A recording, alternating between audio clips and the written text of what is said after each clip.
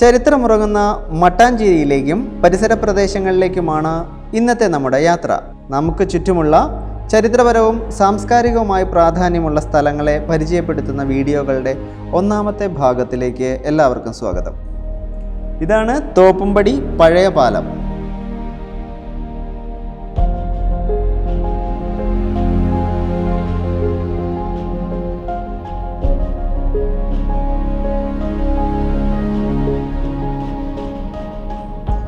നമ്മളിപ്പോൾ നിൽക്കുന്നത് ജൂതത്തെരുവിലാണ്. മട്ടാഞ്ചേരിയിലെ ജൂതത്തെരുവ് പുരാവസ്തുക്കളുടെയും ശില്പങ്ങളുടെയും കൗതുക വസ്തുക്കളുടെയും ചിത്രങ്ങളുടെയും ഒരു പറുദീസയാണ് ജൂതത്തെരുവെന്ന് പറയാം.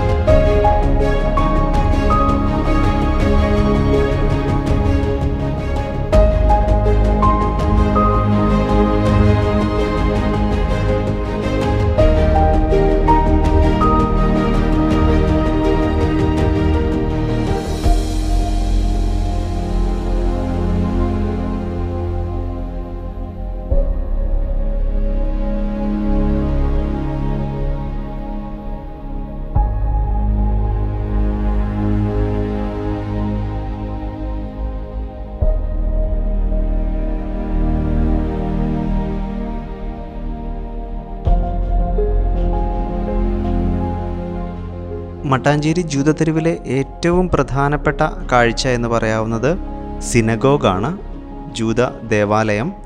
ഈ ജൂത ദേവാലയത്തിന് വളരെയധികം പഴക്കമുണ്ട്.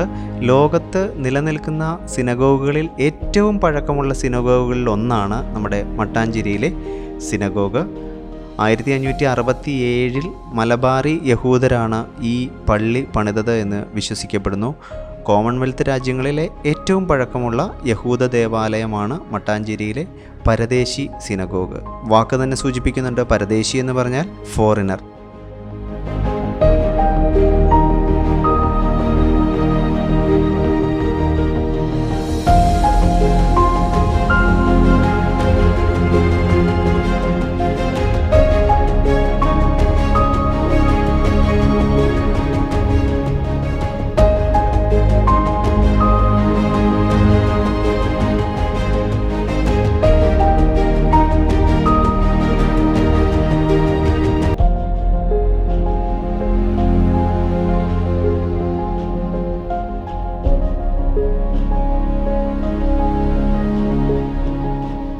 ജെറുസലേമിലെ രണ്ടാം ജൂത ദേവാലയം തകർക്കപ്പെട്ടതിനെ തുടർന്ന് AD 72 ജൂതർ കേരളത്തിലെത്തിയതെന്ന് കരുതപ്പെടുന്നു. മട്ടാഞ്ചേരിയിലും പരിസര പ്രദേശങ്ങളിലുമായി ഇവർ സ്ഥിരതാമസമാക്കി. സിനഗോഗ് സ്ഥിതി ചെയ്യുന്ന ഈ പ്രദേശം ജൂതത്തെരുവെന്നാണ് അറിയപ്പെടുന്നത്.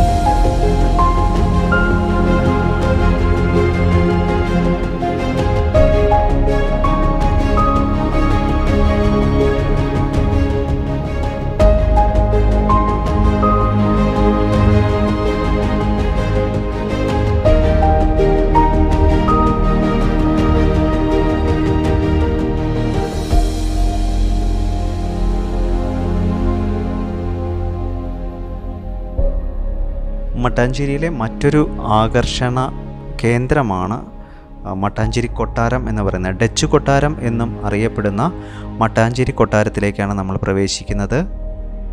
പോർച്ചുഗീസുകാർ 15-ാം നൂറ്റാണ്ടിൽ പണി കഴിപ്പിച്ചതാണ് ഈ കൊട്ടാരം. പിന്നീട് അവർ കൊച്ചി രാജാവായിരുന്ന വീരകേരളവർമ്മയ്ക്ക് സമ്മാനമായി നൽകി. 1663 ഡച്ചുകാർ ഈ കൊട്ടാരത്തിൽ ചില അറ്റകുറ്റപ്പണികൾ നടത്തുകയുണ്ടായി. അതിനുശേഷമാണ് ഈ കൊട്ടാരം ഡച്ച് കൊട്ടാരം എന്ന പേരിൽ അറിയപ്പെടാൻ തുടങ്ങിയത്. ഈ പ്രദേശത്ത് നിലവിലുണ്ടായിരുന്ന ഒരു അമ്പലം നശിപ്പിച്ച് കൊള്ളയടിച്ചതിൽ കൊച്ചി രാജാവിനുണ്ടായിരുന്ന അപ്രീതി ഇല്ലാതെയാക്കാനായി പോർച്ചുഗീസുകാർ പണികഴിപ്പിച്ച കൊട്ടാരമാണ് ഇത് എന്ന് കരുതപ്പെടുന്നു. അതുകൊണ്ട് തന്നെ അമ്പലങ്ങളിൽ കാണുന്ന തരത്തിലുള്ള കൊത്തുപണികളും ചിത്രപ്പണികളും ധാരാളമായി ഈ കൊട്ടാരത്തിൽ കാണാൻ സാധിക്കുന്നതാണ്.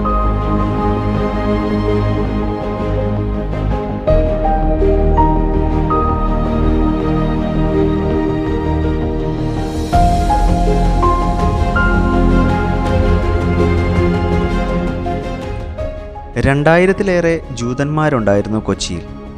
ഇസ്രായേൽ രൂപീകരണത്തിന് ശേഷം അവർ തങ്ങളുടെ വാഗ്ദത്ത ഭൂമിയിലേക്ക് കുടിയേറിപ്പാർത്തു.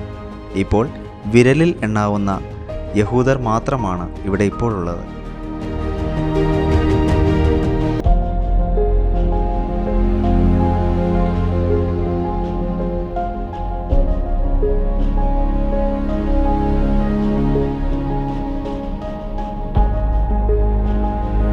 കച്ചിൽ നിന്നും സൗരാഷ്ട്രയിൽ നിന്നും കൊച്ചിയിലേക്ക് വാണിജ്യ ആവശ്യങ്ങൾക്ക് വേണ്ടി വന്നെത്തിയ ജൈന മതക്കാർ സ്ഥാപിച്ച ക്ഷേത്രമാണ് ഇപ്പോൾ നമ്മൾ കാണുന്നത്.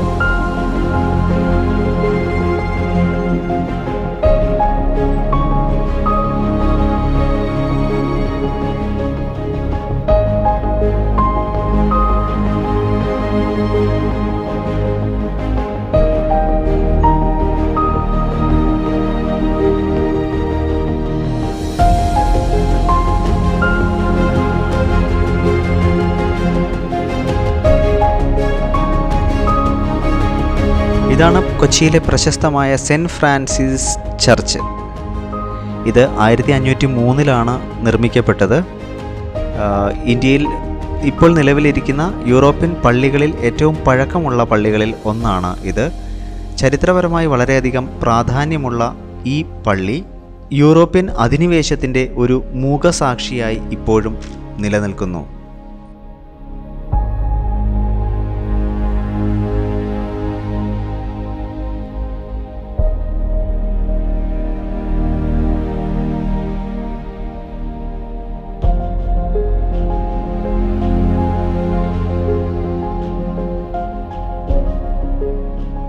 ഈ പള്ളിയുടെ മറ്റൊരു ചരിത്രപരമായ പ്രാധാന്യം എന്ന് പറയുന്നത് വാസ്കോ ഡ ഗാമ 1524 തൻ്റെ 3ാമത്തെ ഇന്ത്യ സന്ദർശനത്തിനിടയിൽ മരണപ്പെട്ടപ്പോൾ അടക്കം ചെയ്തത് ഈ പള്ളിയിലാണ് എന്നതാണ്.